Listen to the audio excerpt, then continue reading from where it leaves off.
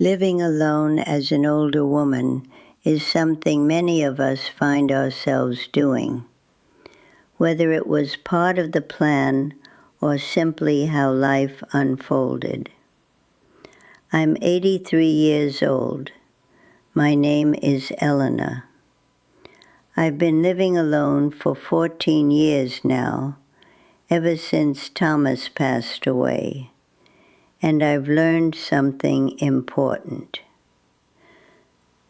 There's a moment when you realize no one is automatically checking in on you.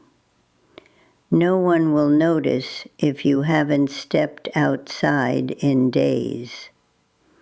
No one will know if you stopped cooking proper meals, if you haven't picked up your prescriptions, or if you slipped in the bathroom and can't get up. That moment came for me on a quiet Wednesday afternoon. I was standing in my kitchen, staring at the sink, and suddenly it hit me. I hadn't spoken to another person in almost a week. Not really spoken, just a quick thank you to the cashier at the grocery store. And it didn't feel strange anymore. That frightened me. So I want to talk with you, not preach, not instruct, just share what I've learned about the things to avoid when you're living alone as an older woman. I made mistakes, small ones, the kind that don't seem serious at first until they are. If you're living alone now, or you think you might be someday, this is for you. Number 1, avoid complete isolation. Everyone warns you about loneliness, but they don't explain how quietly it happens. After Thomas died, I thought I was managing just fine. I had my routines, I had my house, I enjoyed the quiet. But the quiet kept growing. Weeks would pass with no real conversation. No one sitting across from me at the table. No shared laughter in the living room. And I didn't notice how small my world was becoming until I realized 4 days had passed without speaking to anyone. Isolation doesn't arrive with a loud announcement. It creeps in. One declined invitation.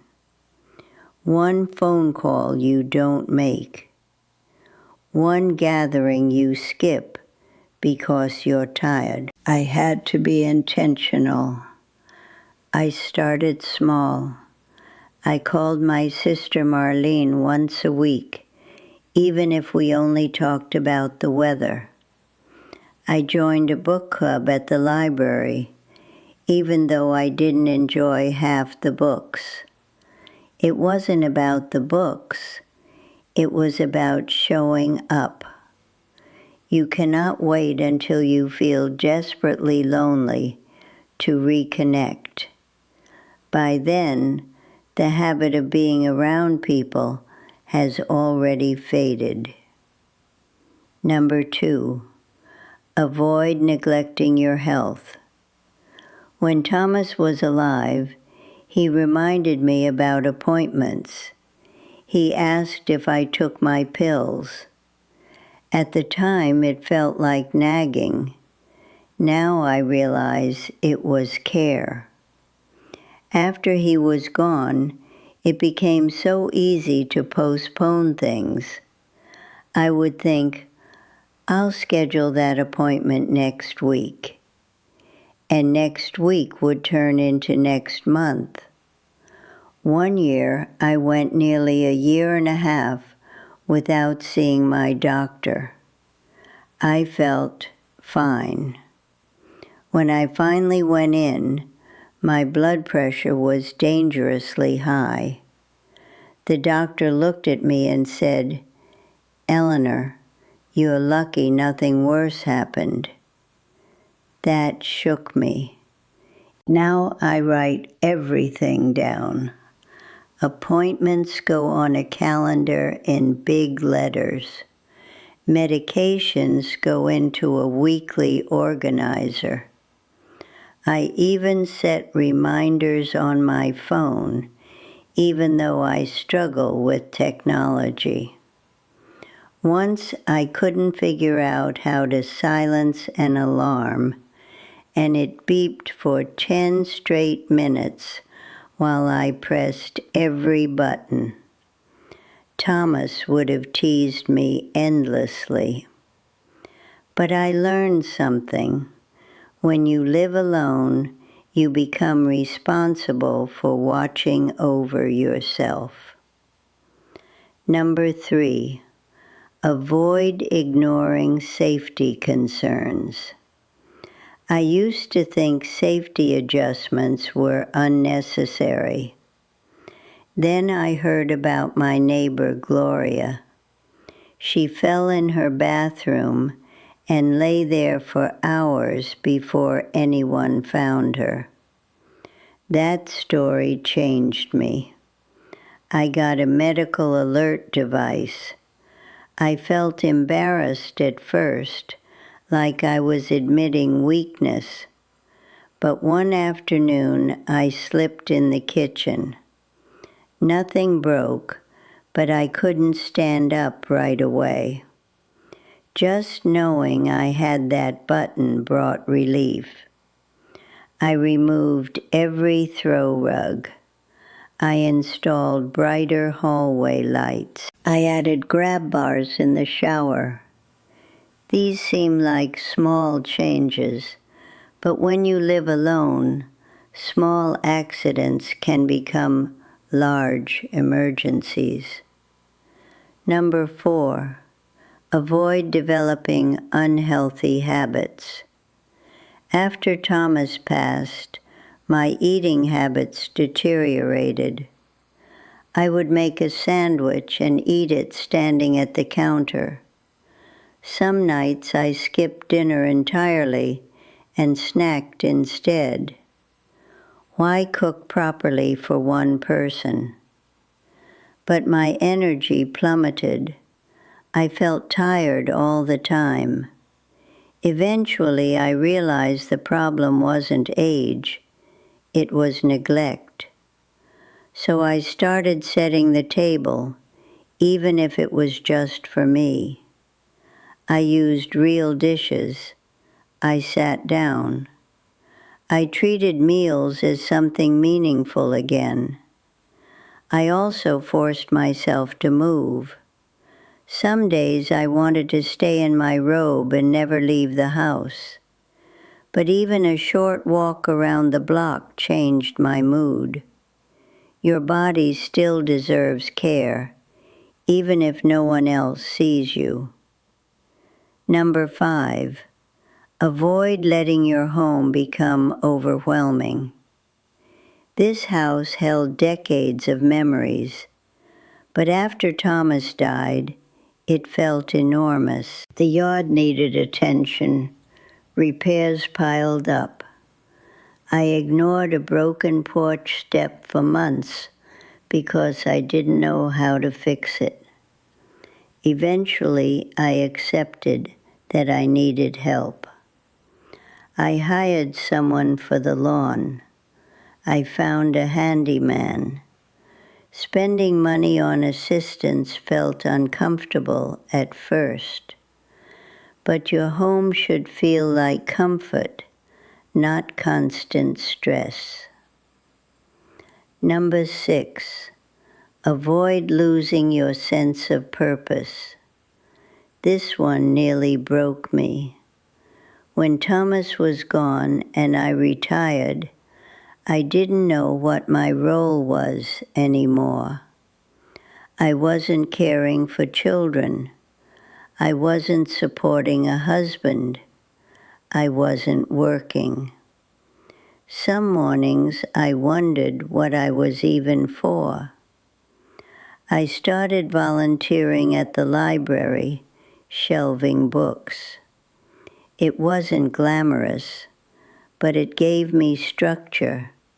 It gave me somewhere to be. It gave me purpose. You don't need a grand mission.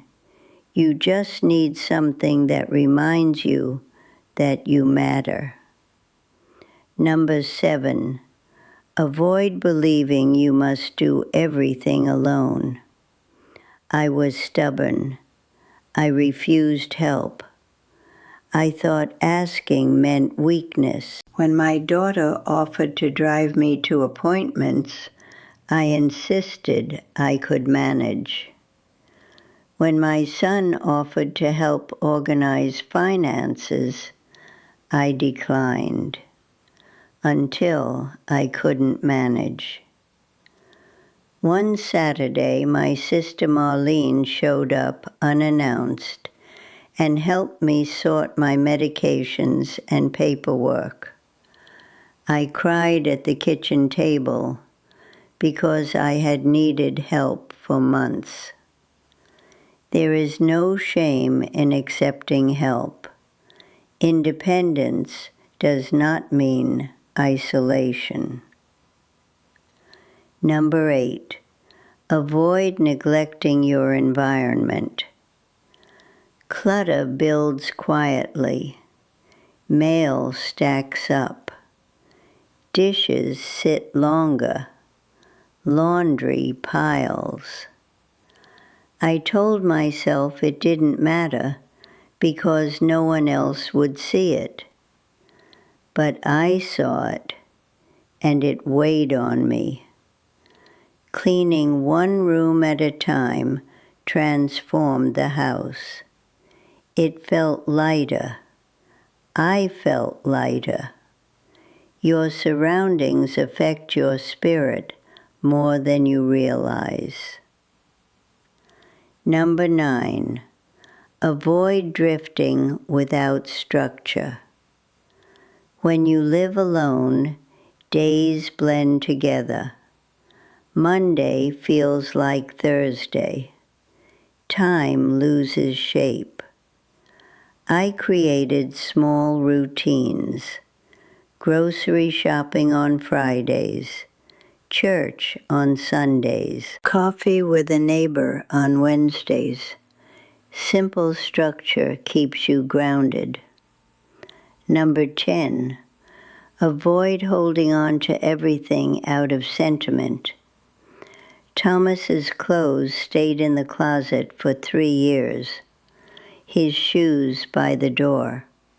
His mug untouched. Eventually, I realized the objects were not him. They were keeping me frozen. With help, I sorted through everything. I kept a few meaningful pieces and let the rest go. You can honor memories without surrounding yourself in them. Number 11, avoid ignoring emergency preparation. One winter storm knocked out power for 2 days. I wasn't ready. No working flashlights, no backup food. My phone died. After that, I created an emergency kit. Flashlights, batteries, bottled water, canned goods, a written list of contacts. Preparedness brings peace. Number 12, avoid financial confusion. Thomas handled finances. After he passed, I felt lost. Bills confused me. Subscriptions I didn't recognize kept charging. With help, I organized everything. Now I know what comes in and what goes out. Knowledge brings confidence. Living alone wasn't what I imagined it would be. It's harder in some ways, easier in others. I learned that being alone doesn't mean being helpless. It means being intentional. I'm grateful for quiet mornings. I'm grateful for discovering strength I didn't know I had. If you're living alone, or might someday, remember this: you can be independent without isolating yourself. You can care for yourself without shutting others out. Thank you for sitting with me and listening. If you'd like to sit together again, I'll be here, still learning, still adjusting, still growing. Take care of yourself. Being alone doesn't mean you're on your own.